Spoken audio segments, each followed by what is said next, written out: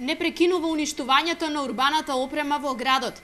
Искршените клупи, летниковци, корпи за отпадоци се доказ за девијантното однесување на поединци.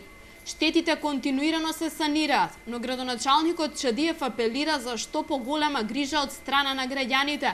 Од локалната самоуправа велат дека се троши повеќе пари за поправки, отколку за набавка на нова опрема. Во изминатиот 3,5 годишен мој мандат имаме потрошено повеќе од 46.000 евра за реконструкција, само значи за поправање на оштетена урбана опрема од секое ниво, почнувајќи од клупи, од кандалабри, од корпи. Погледнете градот, значи наместивме преку 80 корпи, ниједна нема. Тотално е се уништено. Уништен беше Дизни, уништен неколку наврати, 4 пати за 3 години уништен Васил Гавинов, ние го репарираме.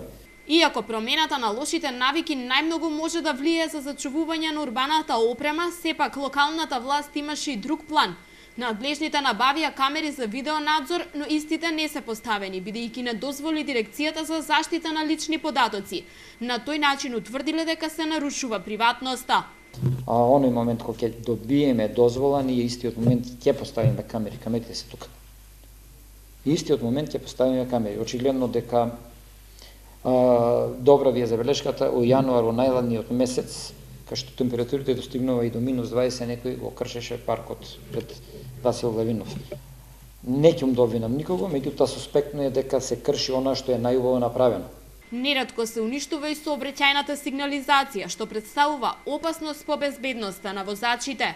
Може и до несакани ситуација да е сообраќајни ситуации, каде што има прекршок сообраќајен, каде што и некој ќе сноси одговорност за тој прекршок, но уште пострашно е што може да види и со фатални последици. И денеска сликата во паркот кај Васил Главинов е поразителна. Сепак, надлежните велат дека и овој пат уништената урбана опрема ќе биде заменета со нова.